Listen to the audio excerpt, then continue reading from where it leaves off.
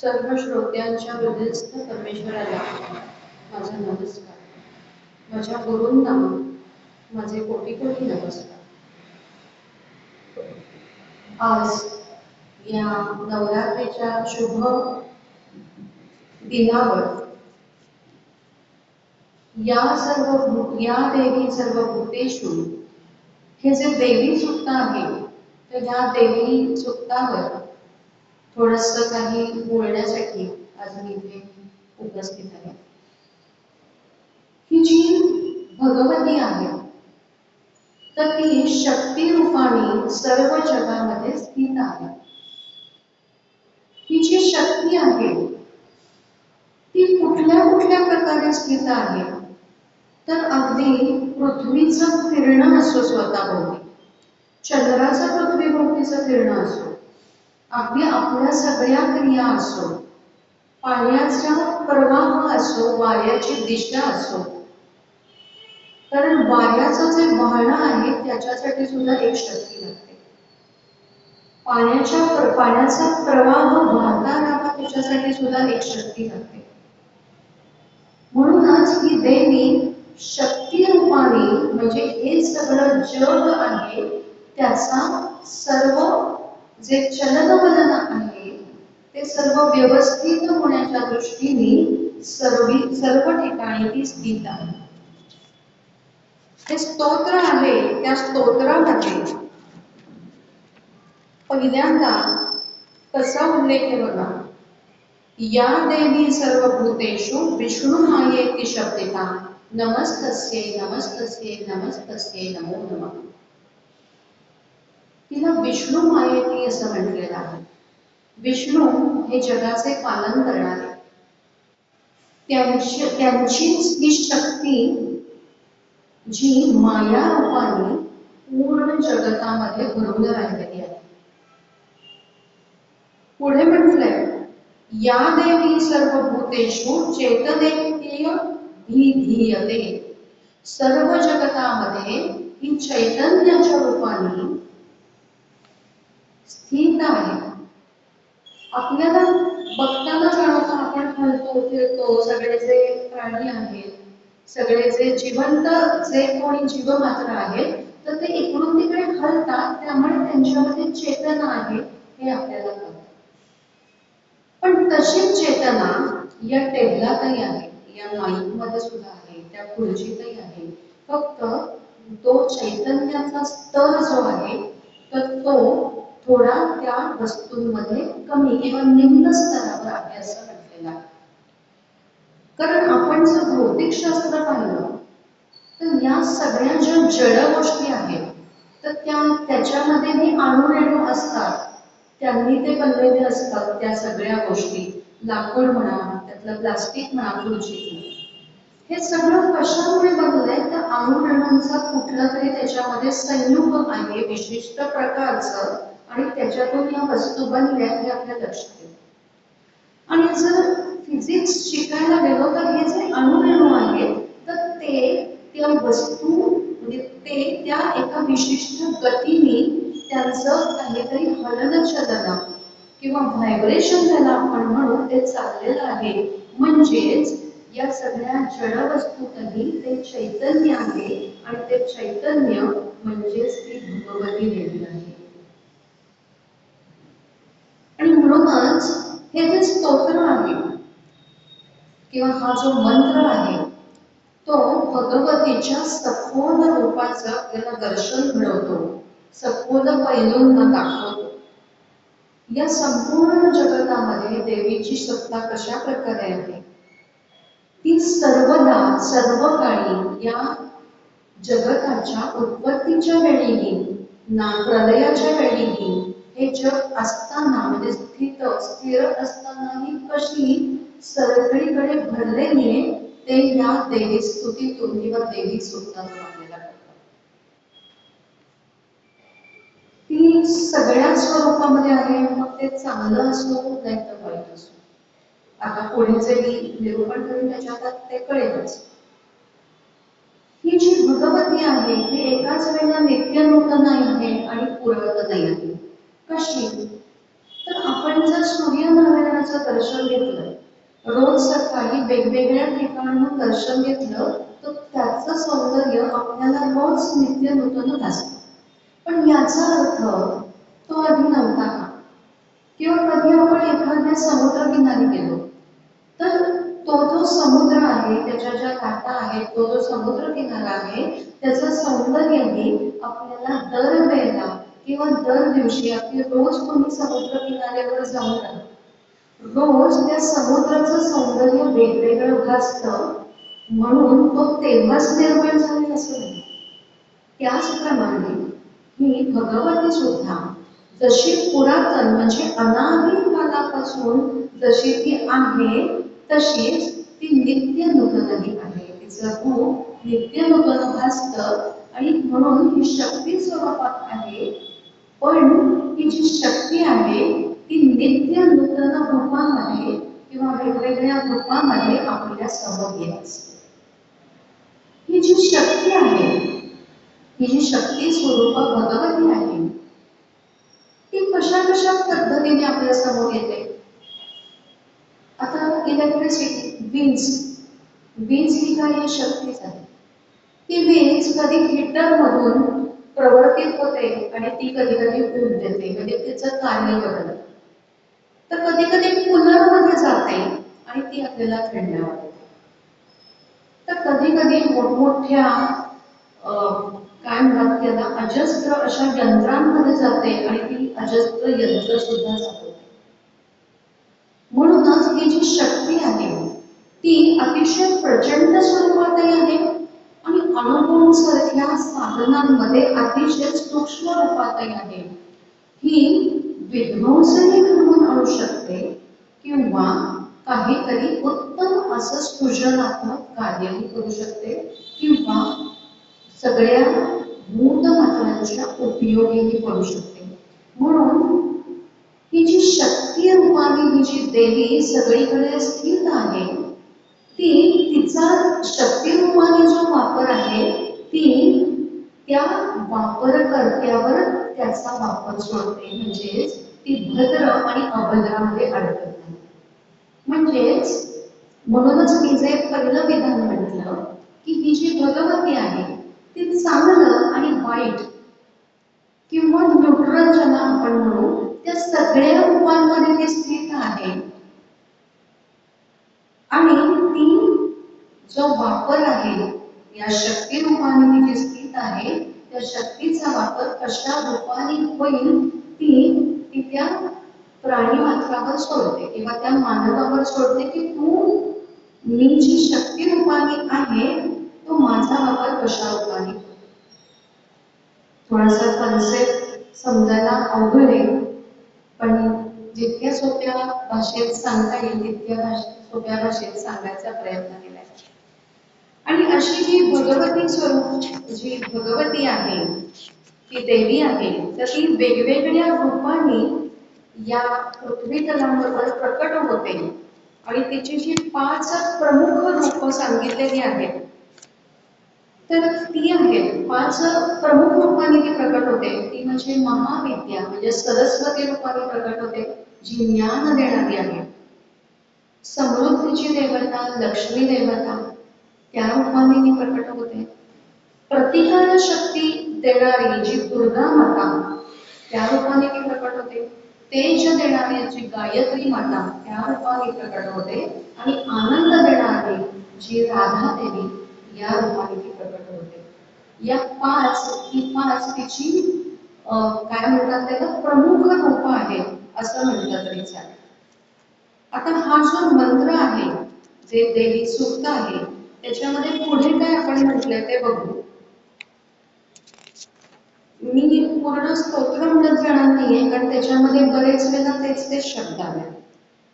पुढे म्हटलंय निद्रारूपेण संस्थिता, या देवी सर्वभूतेषु निद्रारूपेण संस्थिता. तर आपल्या सगळ्यांना जी छान रात्री झोप लागते, ती कशामुळे लागते, तर ही जी भगवती आहे ती आता रात्री आपण जेव्हा झोपतो तेव्हा आपल्याला कळतं का की मी स्त्री आहे का मी पुरुष आहे, मी आता घरात झोपलीये का कुठेतरी ट्रिपला आली आणि तिथल्या त्या रिसॉर्ट मधल्या रूम मध्ये झोपली. मी डॉक्टर आहे का मी प्रवचनकार आहे हे मला काहीच कळत नाही. जेव्हा मी निद्राधीन होते तेव्हा मी हे सगळं म्हणजेच मी मला दिलेल्या सगळ्या उपाधी विसरलेली असते. म्हणजेच मी तेव्हा माझ्या मूळ रूपामध्ये जाते आणि ही किमया ती देवी निद्रा रूपाने आपल्यामध्ये स्थित असल्यामुळे घडते. म्हणजेच ती जणू आईच्या मायेनं आपल्याला तिच्या स्वरूपामध्ये ओढून घेते मायेने रात्री, असं म्हटलं तरी चालेल. आणि म्हणूनच ज्यांना झोप येत नाही रात्रीची त्यांचं हे भगवती तत्व थोडंसं बिघडलेलं असतं किंवा असंतुलित झालेलं असतं असं म्हणतात. दुसरं निद्रा रूपेण संस्थिता, या निद्रा याचा अजून एक आध्यात्मिक अर्थ म्हणजे अज्ञान असा आहे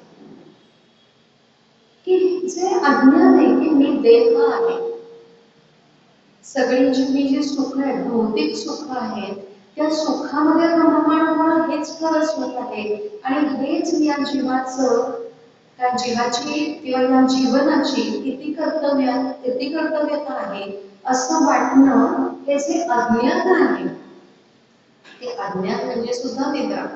म्हणूनच मी जे आधी म्हटलं की चांगलं आणि वाईट या दोन्ही रूपाने ती भगवती आपल्यामध्ये स्थित आहे. पुढे म्हटलंय शक्ती रूपेण संस्थिता. आता शक्ती रूपेण संस्थिता याबद्दल मी खूप बोललीये. त्याच्यातला फक्त एक मुद्दा सांगायचा राहिला की शक्ती या शब्दामध्ये शक हा धातू आहे आणि शक म्हणजे शक्य होणे, म्हणजे अशक्य ते शक्य करतील स्वामी ही जी उक्ती आहे तर ही जी शक्ती जी आपल्याला स्वामी देतात ती कुठल्या रूपाने आहे तर ती म्हणजे त्या स्वामींच्या ठिकाणी असलेली भगवतीची शक्ती आहे ती ते आपल्याला प्रदान करतात. किंवा आपल्याला जे अशक्य वाटत असतं ते कित्येक वेळेला जर आपण मनाचा निर्धार केला तर ते आपण शक्य करून दाखवू शकतो. तो शक धातू इथे आलेला आहे. म्हणून अशक्य ते शक्य करून दाखवणारी किंवा करायला मदत करणारी अशी सुद्धा ही भगवती देवी आहे. इथे शक्ती हा शब्द आपण जेव्हा वापरतो तेव्हा फक्त शारीरिक शक्ती असा असल्याचा अर्थ नाही, तर मनाची शक्ती की तुमची मन किती खंबीर आहे. कित्येक वेळा काही ना काहीतरी वाईट घटना घडतात आपल्या आयुष्यात, कोणीतरी काहीतरी बोलतं, काही आघात होतात, त्या स्थितीतही आपलं मन किती स्थिर राहतं.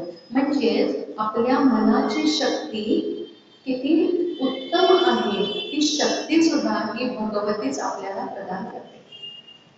आता मी आपल्याशी बोलतीये की बोलण्याची शक्ती ती कुणी दिली आहे मला, त्या भगवती दिली आहे. इथे बसण्याची शक्ती, हात हलवण्याची शक्ती, वाचण्याची शक्ती, या सगळ्या शक्तीच आहेत. सगळ्या म्हणजे आपल्याला हे जाणवतही नाही खरं तर, कारण आपण हे सगळं इतकं गृहीत धरलंय की मला बोलता येतंय, मला वाचता येतंय, मला चालता येतंय. पण या सगळ्याच्या मागे म्हणजे आपल्याला थोडक्यात म्हणायचं झालं तर आपल्याला चालवणारी, आपल्याकडून बोलवून घेणारी, आपल्याकडून विचार करून घेणारी ती भगवतीच आहे. म्हणजे थोडक्यात विचारांची शक्ती सुद्धा आपल्याला ती भगवतीच देते किंवा ती भगवतीच त्या विचार शक्तीमध्येही स्थित आहे आणि त्या सगळ्यामध्येही स्थित आहे. पुढे म्हटले शांती रूपेण संस्थिता. शांती याचा अर्थ क्षमा करण्याची शक्ती किंवा क्षमा करण्याची वृत्ती. बरेच वेळेला काहीतरी वाद होतात, कुरबुरी होतात, अपमान होतात, आपल्या बाबतीत चुकीचं घडतं किंवा आपण दुसऱ्यांशी चुकीचं वागतो, तेव्हा क्षमा मागण्याची वृत्ती किंवा क्षमा मागण्याची शक्ती म्हटलं तरी चालेल किंवा क्षमा करण्याची शक्ती, ही दोन्ही या ज्या शक्ती आहे किंवा वृत्ती आहे ही क्षमाशीलता सुद्धा आपल्याला भगवती देते. आणि ही क्षमाशीलता म्हणजे ही कृपा जर भगवतीची आपल्यावर असेल तर कर्मबंधन तयार होत नाही. पण जर आपण दुसऱ्याला दुखावलं आणि आपण त्याची क्षमा मागितली नाही तर ते कर्मबंधन तयार होणार. पुढचा जन्म घ्यायला लागणार. पुढच्या जन्मात परत त्याच्याकडून आपल्याला काहीतरी ऐकायला लागणार. तसंच दुसऱ्यांनी आपल्याला काही बोललं आणि आपण त्याला क्षमा केली नाही तरी ते कर्मबंधन तयार होणार. म्हणून त्या कर्मबंधनातून सुटण्यासाठी ही क्षमाशीलता आपल्याला भगवती प्रदान करते. जाती रूपेण संस्थिता. वरवर पाहिलं तर असं वाटतं की हे काय जात धर्म याच्याबद्दल बोललं गेले का काय. तर याचा आध्यात्मिक अर्थ असा आहे की जाती रूपेण संस्थिता. तर जात याचा अर्थ जेव्हा आपण जन्माला येतो तेव्हा आपल्याकडे काहीतरी भूमिका त्या भगवंताने दिलेली असते. म्हणजे मी स्त्री आहे, माझं आडनाव वाघमारे आहे किंवा मेहेंदळे आहे, मी डॉक्टर आहे, मी इथे राहते किंवा माझं वय हे आहे वगैरे.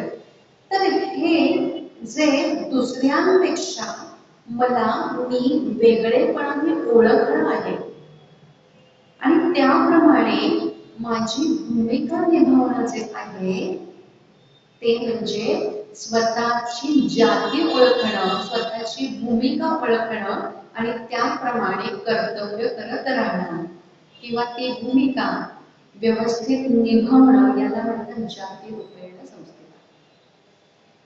आपण पाहिलंय की कधी कधी अल्झायमर होतो. मग अशा वेळेला त्या माणसाला आपलं नाव काय, आपण कुठे राहतो, आपण स्त्री आहोत का पुरुष आहोत हे सुद्धा कळत नाही. कधी कधी डोक्यावर परिणाम होतो. तेव्हाही असं होतं. तेव्हा तो हे सगळं विसरून जातो आणि त्यामुळे त्याची जी भूमिका आहे किंवा त्याचं जे काही काय म्हणतात व्यक्तिमत्व आहे तर तेच तो विसरून जातो.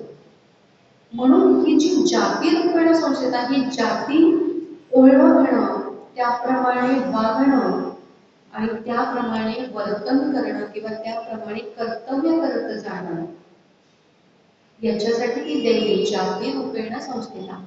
आणि तसं झालं नसतं की नुसतेच सगळेजण काय म्हणतात त्याला जन्म घेतात पण त्यांना त्यांचं हे जे वेगळेपण आहे म्हणजे आपण जर आपल्याला बघितलं की आपलं वेगळेपण दुसऱ्यांपेक्षा आपल्याला माहितीच नाहीये.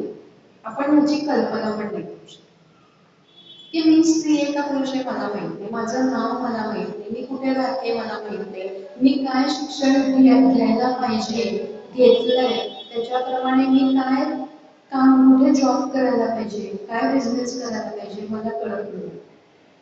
अशी जर अवस्था असती तर आता हे सगळं जे चाललंय पृथ्वी तलावर किंवा आपल्या जीवनात ते घडलंच नसतं. मग आपण कुठल्या भूमिकेतून बोलणार दुसऱ्याशी आणि काय बोलणार असा प्रश्न पडला असता.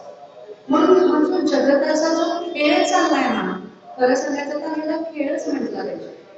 तो सगळा आपल्या आपल्या भूमिकांमध्ये आपण चोख आहोत म्हणून तो चाललाय असं म्हटलं तरी सुद्धा चालेल. पुढे लज्जा रूपेण संस्थिता. आपल्याला काही काही गोष्टींची लाज वाटते आणि ती लाज वाटली पण पाहिजे. का वाटली पाहिजे? तर आपण मर्यादेने वागू शकतो किंवा आपण संस्कार जे किंवा संस्कारांप्रमाणे वर्तन करू शकतो असं म्हटलं तरी चालेल. आता उदाहरणच द्यायचं झालं समजा की मी प्रवचन करते, कीर्तन करते, भागवत सांगते आणि हे मी करते त्यामुळे कुठले काय म्हणतात त्याला पाश्चिमात्य ड्रेस जर घालायचे झाले तर मला ते ड्रेस घालायला आता लाज वाटते. का लाज वाटते? कारण मी जर अशी कुठे शर्ट पॅन्ट घालून गेले आणि मला कोणी पाहिलं नसतात, आता आपल्यासारखे श्रोते असतात बरेच वेळेला कुठे भेटतात आणि त्यांनी मला पाहिलं तर मला काय वाटेल, मला लाज वाटेल त्याची की मला असं वाटेल की माझी जी भूमिका आहे त्याला तो ड्रेस घालणं योग्य नव्हे. किंवा मी कुठल्या तरी काय म्हणतात त्याला गल्ला भरून चित्रपटाला जाऊन बसले आणि त्या थिएटरमध्ये मला जर तुमच्यासारखे कोणी भेटले श्रोते, तरी मला लाज वाटेल. म्हणून ही योग्य गोष्टींची, म्हणजे ज्या गोष्टी करायला नको त्याची लाज वाटणे, म्हणून लज्जा रूपेण संस्थिता. आणि अशा म्हणजे या लज्जेमुळे आपण बऱ्याच चुकीच्या गोष्टींकडे जाण्यापासून ती आपल्याला वाचवत असते. पण आता जे मी म्हटलं ते की वाईट गोष्टी तर ती आहे. तर आता खरं म्हणजे मला इथे एवढ्या सगळ्या श्रोत्यांसमोर किंवा अजून भरपूर श्रोते, पण त्यांच्यासमोर असं धाडसाने बोलण्याची जर लाज वाटते किंवा मी ते धाडस करू शकले नाही, तर ते योग्य आहे का? नाही. जिथे पाहिजे तिथे लज्जा आणि जिथे पाहिजे तिथे धैर्य अशी ती आपल्याला प्रदान करते. दुसरं लज्जा रूपेण संस्थिता, म्हणजे जर मला तेव्हा जर लाज वाटली, माझं मत ठामपणे कुणासमोर तरी मांडायला हवंय, त्याची गरज आहे, पण तेव्हा मी माझ्यामुळे जर गप्प बसले, तर ते जे भगवती तत्व आहे ते तिथे बिघडले असं समजायला किंवा त्याची अवकृपा झाली असं समजायला हरकत नाही. लज्जा या शब्दाचा अजून एक अर्थ होतो, ते म्हणजे नम्रता. ही जी नम्रता आहे ती मोठ्या माणसांची वागताना नम्रतेनेच वागायला पाहिजे, किंवा मोठ्या माणसांशी सुद्धा नाही. कोणीही दुसरा आपल्याशी बोलायला आले तर त्यांच्याशी उद्धटपणे न बोलता अतिशय नम्रपणे, अतिशय साधेपणाने, अतिशय काय म्हणतात त्याला मऊ किंवा गोड आवाजात बोलणं, याला सुद्धा म्हणजे हा पण भाव किंवा हा पण अर्थ त्या लज्जा रूपेण संस्कृतामध्ये अभिप्रेत आहे. श्रद्धा रूपेण संस्कृत, आपली बऱ्याच गोष्टींवर श्रद्धा असते. श्रद्धा याचा अर्थ काय? विश्वास, पूर्ण प्रेम किंवा भक्ती म्हटलं तरी सुद्धा चालेल. आपली भगवंतावर श्रद्धा असते, आपली काही विचारांवर श्रद्धा असते, काही नेत्यांच्या विचारांवर श्रद्धा असते. काही जण सावरकरांचे जे विचार आहेत त्या विचारांवर पूर्ण श्रद्धा ठेवतात, त्याप्रमाणे वर्तन करतात. काहींची काही व्यक्तींवर श्रद्धा असते, गुरूंवर श्रद्धा असते. ही जी श्रद्धा आहे, हा जो पूर्ण ठेवलेला विश्वास आहे, ही श्रद्धा, हा विश्वास भगवती आपल्याला देते. अर्थात याची जर दुसरी बाजू किंवा वाईट बाजू म्हणायचं झालं तर अंधश्रद्धा. जेव्हा आपण चुकीच्या माणसांच्यावर श्रद्धा ठेवतो, चुकीच्या गोष्टींवर विश्वास ठेवतो, चुकीच्या विचार प्रवाहावर श्रद्धा ठेवतो आणि त्याप्रमाणे वागायला जातो, किंवा ज्याला आपण अंधश्रद्धा म्हणतो की मांजर अडकं गेलं आता माझं काम होणार नाही, किंवा काय निरांजन भिजला आता काहीतरी वाईट होणार, या अंधश्रद्धा आहे. आणि त्याच्यातून आपण काय करतो? निगेटिव्ह गोष्टींना आपण निमंत्रित करतो. तर त्यामुळे ह्या ज्या अंधश्रद्धा आहेत ती देवीची अवकृपा आहे. आणि जी श्रद्धा जी आपल्याला पुढे नेते, जी आपल्याला भगवंताकडे नेते, जी आपल्याला चांगलं कार्य करण्यासाठी प्रवृत्त करते, त्या श्रद्धेमध्ये ती भगवती असते. कांती रूपेण संस्कृता. कांती याचा अर्थ तेज, आभा.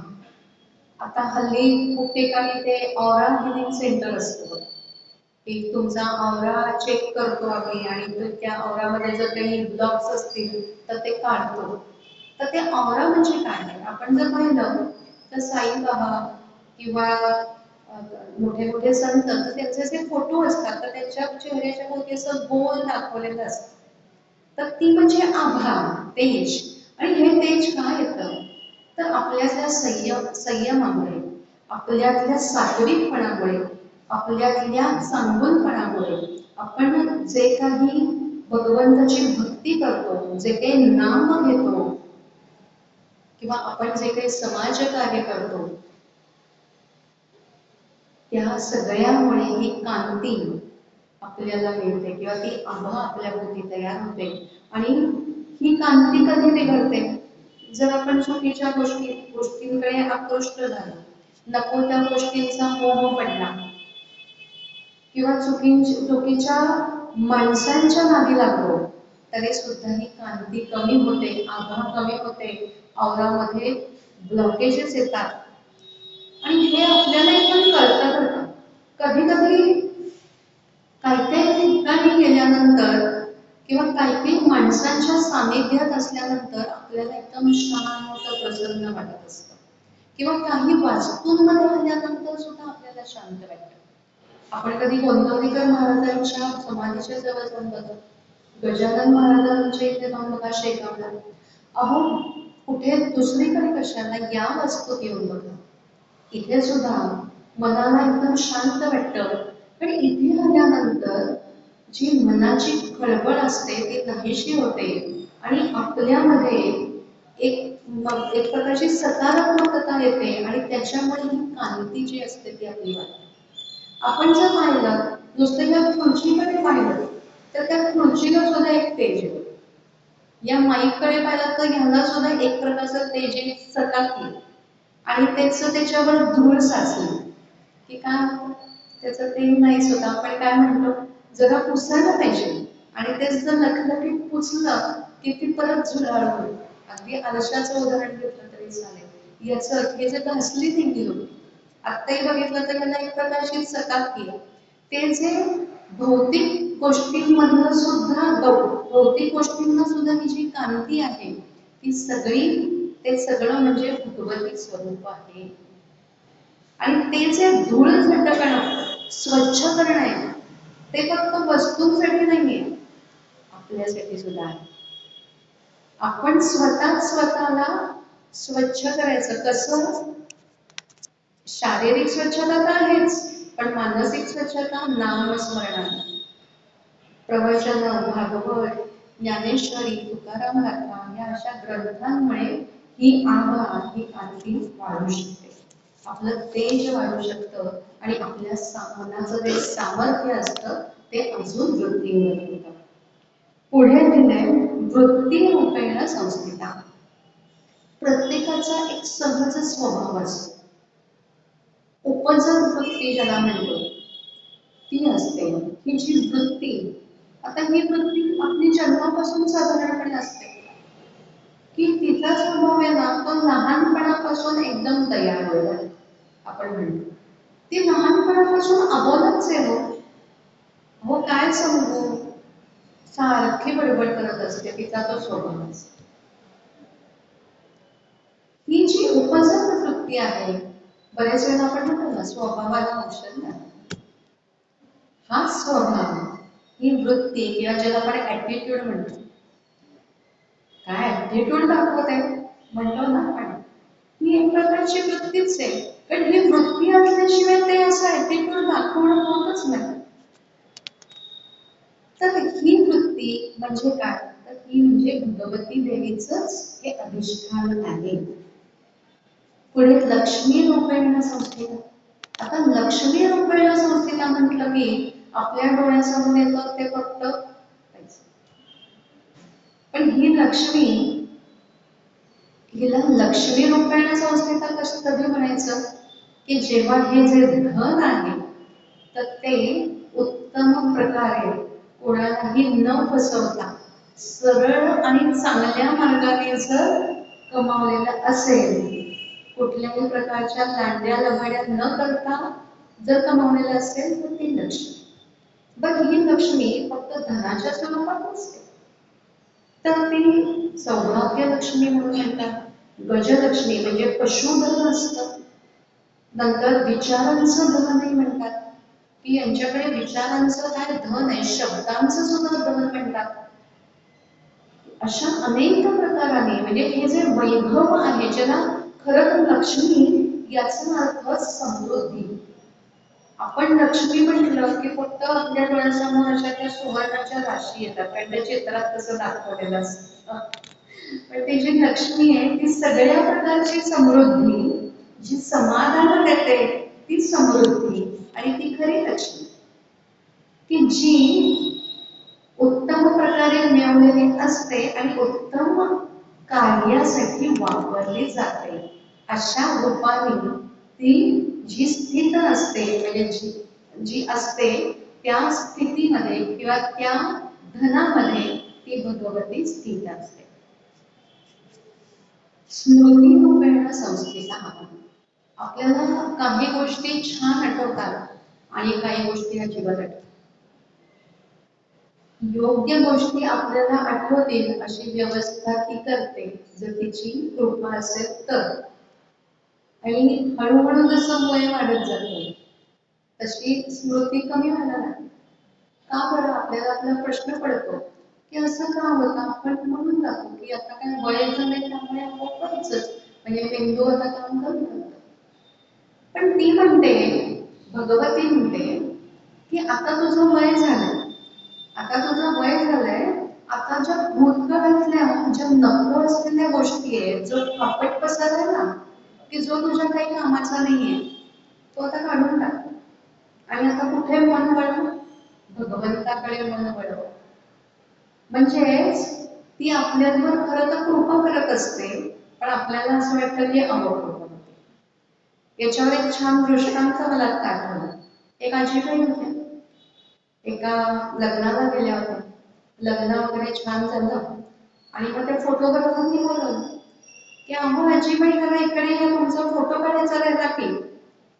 या चिडल्या, मी काय फोटो बिटो काढणार नाही. का काय झालं? छान फोटो काढू सगळ्यांबरोबर. मी माझ्या मुलीच्या लग्नामध्ये, नातीच्या लग्नामध्ये गेले होते. माझ्या सख्या नातीचं लग्न होतं, पण अहो तिथला तेव्हाचा जो फोटोग्राफर होता ना, मग त्या नातीचं लग्न किती वर्षापूर्वी झालं? 15 वर्ष. पण त्या फोटोग्राफरने म्हणे एकदा सुद्धा मला बोलवलं नाही फोटो काढायला. तेव्हापासून मी ठरवलंय मी फोटो म्हणून काढणार नाही. मी सगळ्या फोटोग्राफरवर चेक दिली.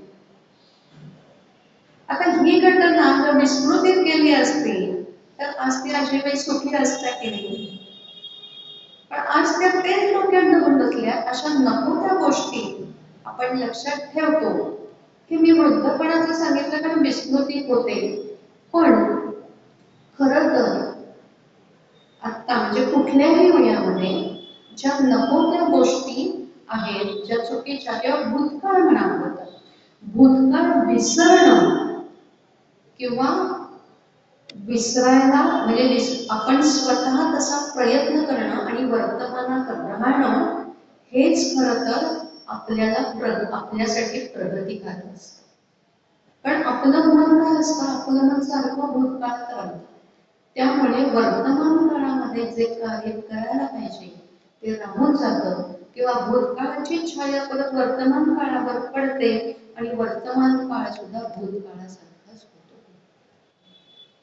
म्हणून वर्तमान काळामध्ये राहणं, भविष्याची चिंता नाही आणि भूतकाळाची चिंता नाही किंवा छाया नाही असं म्हटलं तरी चालेल.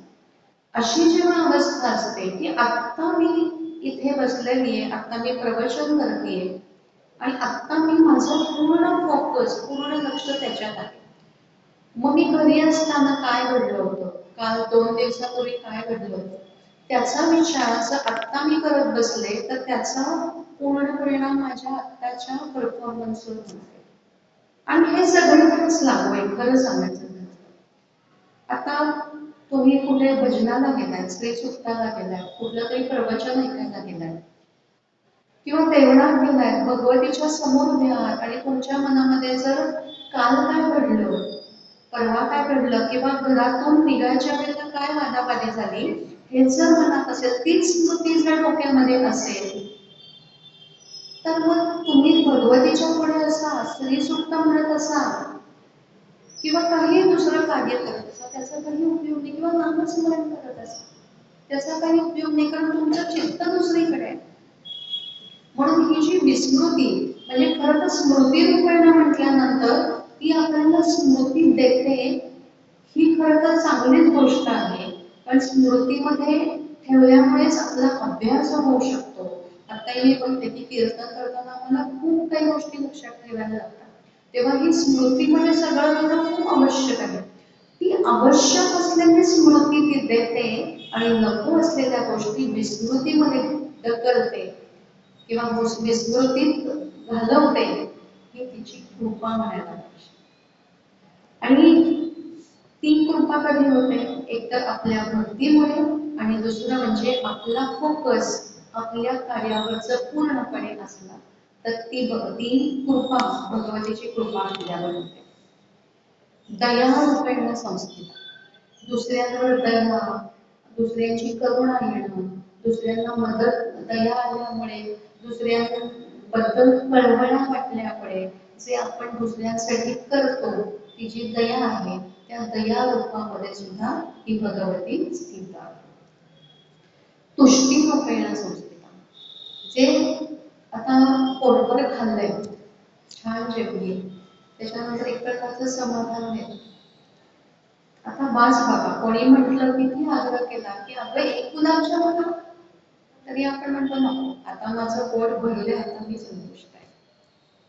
ही झाली पोटाची संतुष्टी. मनाची संतुष्टी. हल्ली मनाची संतुष्टी खूप अवघड झाली. अहो कितीही ते स्क्रोल करत बसलं, इंस्टाग्राम, फेसबुक, व्हॉट्सअप, किती चॅट केलं तरी मनाची संतुष्टी होत नाही.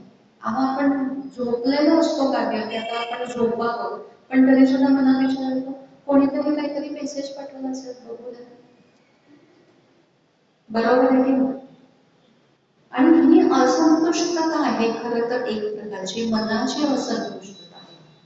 कारण आपल्याला संवादाची भूक आहे किंवा मी पाठवलेल्या पोस्टवर किती लाईक्स मिळालेत, माझ्या मैत्रिणीने त्याला लाईक दिलाय का नाही, ही एक प्रकारची आपल्याला भूक आहे. कसली?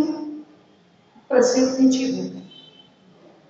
कोणीतरी आपल्याशी चॅट करावं याची भूक आहे. कारण आपण घरातल्याच माणसांशी समोरासमोर बोलत नाही आहोत आणि त्यामुळे ते समाधान, ती संतुष्टी जी मनाची असायला पाहिजे की हा मला जे बोलायचं होतं ते मी बोलतेय आणि आता मला काही बोलायचं नाही, आता माझं बोलून झालंय, आता मी शांतपणे बसणार.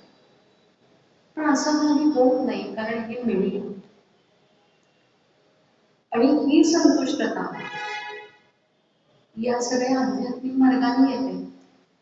बऱ्याच वेळेला असं हल्ली तर असं सांगितलं जातं की एकादशीला उपवास करताना फक्त साबुदाणा वडे खाऊन करू नका, खिचडी खाऊन करू नका, मोबाईलचा उपवास करा. का? कारण आपण त्या मोबाईलमध्ये इतके अडकत चाललोय की तो मोबाईल आपल्या मनाची शांतता घालवतोय आणि त्यामुळे आपण संतुष्टीपासून दूर जातो आहोत. आणि शाश्वत संतुष्टी मिळाली, शाश्वत संतुष्टी जर मिळवायची असेल तर फक्त एकच मार्ग आहे, ती म्हणजे भगवत भक्ती. पूर्ण पूर्ण त्याच्यामध्ये स्वतःला झोकून देणं. बाकी सगळ्या गोष्टींमधून बाहेर पडणं, मनाने पण आणि मोबाईल मधून सुद्धा बाहेर, हे त्याचं खरं म्हणजे उत्तर आहे. तिसरं पुढचं महत्वाचं आहे, मातृरूपेण संस्कृत. मातृत्व हे फक्त स्त्रीमध्येच असतं असं नाही, तर ते पुरुषांमध्येही असतं. मातृत्व याचाच अर्थ दुसऱ्यांना जपणं, दुसऱ्यांची काळजी घेणं, दुसऱ्यांवर भरभरून प्रेम करणं आणि स्वतःचा जीव ओवाळून टाकणं. कित्येक पुरुषही असे असतात की जे आपल्या मुलांसाठी म्हणजे अक्षरशः आपलं पूर्ण जीवन घालवतात. म्हणजे ही जी आणि स्त्रियांमध्ये ती मातृशक्ती ती असतेच. ही जी शक्ती आहे किंवा ही जी वृत्ती आहे असं म्हटलं तरी चालेल, ही मातृत्व ती शक्ती म्हणजेच ही भगवती देवी. आता मातृत्व म्हटलं की फक्त आपल्या डोळ्यासमोर उभं राहतं ते म्हणजे आपली मुलं किंवा नातवंड. पण मातृत्व याचा दुसरा अर्थ आहे सृजनशक्ती. काहीतरी निर्माण, म्हणजे मातृत्व याचा अर्थ जन्म देणं असं पण आहे. सृजनत्व याचा अर्थ की काहीतरी चांगल्या गोष्टी, त्या चांगल्या असो नाही तर वाईट असो, नवीन शोध असो, नवीन वस्तू तयार करणं असो, नवीन कल्पना असो, किंवा अनेक जे अगदी कविता रचली, एखादा लेख लिहिला, तर ते सुद्धा एका प्रकारचं सृजनात्मक आहे. किंवा एखादं नवीन प्रॉडक्ट तयार केलं की जे आतापर्यंत कोणी ते उत्पादन बनवलं नव्हतं आणि कल्पनाशक्तीने ते बनवलं, तर खरं तर त्या प्रॉडक्टचं जी काय म्हणतात आई बाबा आपण ज्याला म्हणतो, तर ते म्हणजे ते त्यांनी ज्यांनी ते बनवलंय तेच त्याचे आई बाबा आहेत. तर मातृत्व म्हणजे सृजनशक्ती जी आहे ती म्हणजे सुद्धा आपल्यामध्ये स्थित असलेली भगवती आहे. पहिला अणुबॉम्ब ज्यांनी शोधला, पहिलं पंख्याचा शोध ज्यांनी लागला, माईकचा शोध ज्यांनी लागला, किंवा अगदी सुंदर आपण कविता बघतो, सुंदर लेख लिहिलेले असतात, हे सगळे काय, ही सगळी सृजनात्मकता आहे आणि ती सृजनशक्ती म्हणजे भगवती.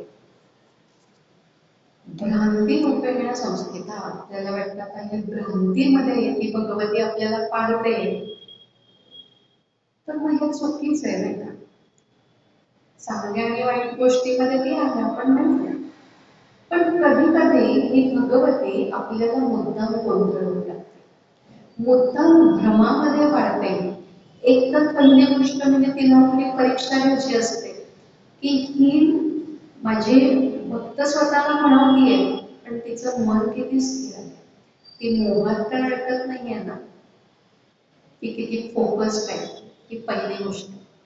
दुसरं, आपण कधी कधी उगाच रस्ता चुकतो, आपल्याला कळतच नाही, अगदी रोजचा पायाखालचा रस्ता आहे पण उगाच रस्ता चुकतो आणि नंतर आपल्याला वाटतं काय हे अशी कशी चुकले मी, आणि नंतर आपल्याला कळतं की बरं झालं मी त्या रस्त्याने गेले आणि माझ्या नेहमीच्या रस्त्याने नाही गेले, कारण तिथे काहीतरी मोठा अपघात झाला किंवा आपली, आणि त्या चुकण्यामुळे आपली बस चुकते, आपण गाडीने त्या रस्त्याने जात नाही, कधी कधी चकवा लागतो, अशा बरेच आपण या घटना कुठल्या कुठल्या ग्रंथात ऐकल्या पण असतील. आणि नंतर कळतं की काहीतरी अनिष्ट येणार होतं, ते टळावं म्हणून भगवतीने ते केलं.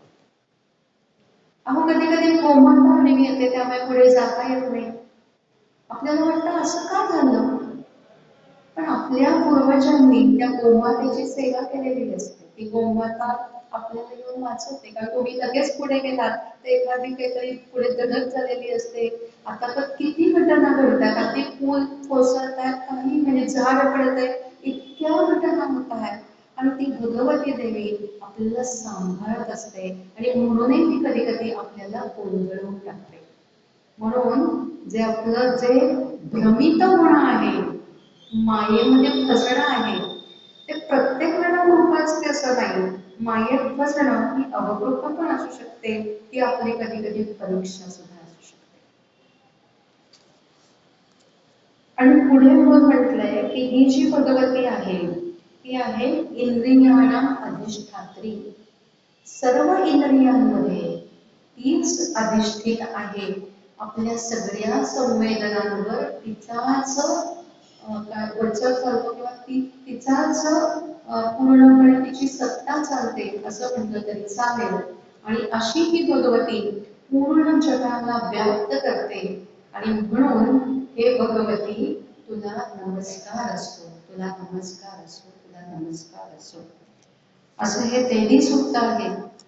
आणि आज नवरात्र आहे, तर त्यामुळे फक्त एक छोटस गाणं म्हणते आणि मग आताचं हे जे प्रवचन सेवा आहे ती मी समाप्त करते.